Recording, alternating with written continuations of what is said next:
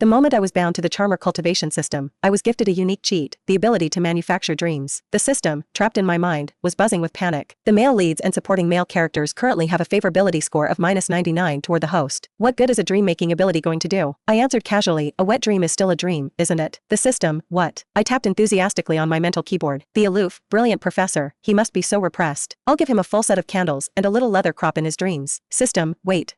The reckless, boy next door type. I wonder if he's learned how to be reckless in bed yet. Perfect. I'll give him a thorough education in his sleep. System, stop right there. A few nights passed. The men who had consistently treated me with total disgust started to soften their attitudes. Meanwhile, their white moonlight, the golden girl they idolized, watched the suspicious blush on their faces every time they saw me and practically ground her teeth. Before she could make her first move, I pulled out my keyboard again. My seemingly hostile sister, the certified mean girl, is secretly harboring very different feelings toward me. The system shrieked in horror, blocking me immediately. No, absolutely not. We don't need that kind of favorability. When other people transmigrate into novels, they are usually bound to a standard charmer system. The cheat code is activated, and suddenly the male leads, supporting characters, family, and friends all lose their minds, falling all over themselves to shower the heroine with affection. The system I was stuck with was a charmer cultivation system. I got nothing up front. I had to actively scheme and work to become the charmer myself before I could complete the mission. The system finished its timid explanation. Seeing my silence, it nervously pressed on. I also have some bad news. In this world, you are just a cannon fodder character, unloved by your father and mother. Your fiancé and your childhood best friend both adore your sister, Serena Scott.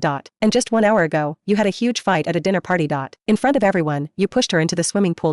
So, their favorability scores have already plummeted to -99. Me, what? This wasn't a little difficult. This was hell difficulty, plain and simple. I tentatively asked, if I don't complete the mission, what's the penalty? The system was succinct, eradication. But if the mission is successful, you can return to your original life.